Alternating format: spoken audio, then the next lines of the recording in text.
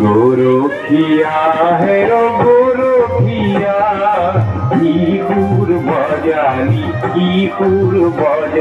साहित्य सभा द्वारा विशेष वार्षिक अधिवेशन का आयोजन। साहित्य प्रेमियों में उत्साह का माहौल। निचले असम के धुबरी जिलाधीन सापट ग्राम के नज़दीक साखाती नामक गांव में स्थित महाशक्ति पीठ आई साखाती मंदिर प्रांगण में धुबरी जिला और आई साखाती शाखा साहित्य सभा के द्वारा विशेष वार्षिक अधिवेशन का आयोजन किया गया।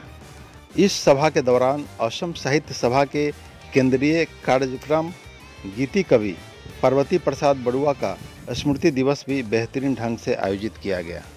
असम साहित्य सभा के सभापति पद्मश्री डॉक्टर सूर्यकांत हजारिका, असम साहित्य सभा के प्रधान संपादक डॉक्टर उपेंद्रजीत शर्मा के उपरांत ढेरों साहित्यकार, कवि तथा साहित्य के साधकों की उपस्थिति में विभिन्न साहित्यकारों की कुल 12 ग्रंथों का विमोचन भी किया गया।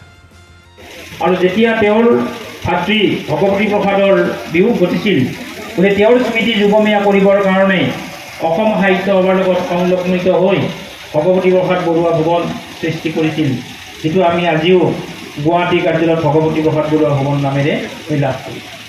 গতিকে সেইগৰাকী উদ্যমী ব্যক্তি যিগৰাকীয়ে অসমীয়াৰ স্বাভিমান ৰক্ষা কৰাৰ কাৰণে, জাতিক জগাবৰ কাৰণে কোনোদিন পিছ হুকা নাছিল আৰু সদায় জাতিৰ স্বকীয়তা ৰক্ষাৰ কাৰণে সদায় প্ৰতিটো ক্ষণ প্ৰতিনিয়ত তেওঁ চেষ্টা কৰিছিল আৰু তেওঁ এই প্ৰক্ৰিয়াৰে আগবঢ়াই লৈ যোৱাৰ তেওঁ প্ৰয়াস কৰিছিল। গতিকে আমাৰ এই সুন্দৰ জীৱন, সুন্দৰ যাত্ৰা আমাৰ হ'ব লাগিব আৰু সেই সুন্দৰৰ জয়গান আমি কৰিব লাগিব। ভগৱতী প্ৰসাদ বৰুৱাৰ অকাল মৃত্যু ঘটা সেইখিনি সময়ৰ অসম সাহিত্য সভাৰ সম্পাদক ডক্টৰ মহেশ্বৰ নেওগ তেখেতৰ অনুৰোধৰ প্ৰতি সঁহাৰি জনায় গীতিকবি পাৰ্বতী প্ৰসাদ বৰুৱাই তেখেতৰ ভাতৃৰ নামেৰে গুৱাহাটীত অসম সাহিত্য সভাৰ কাৰ্যালয় প্ৰতিষ্ঠা কৰিবৰ কাৰণে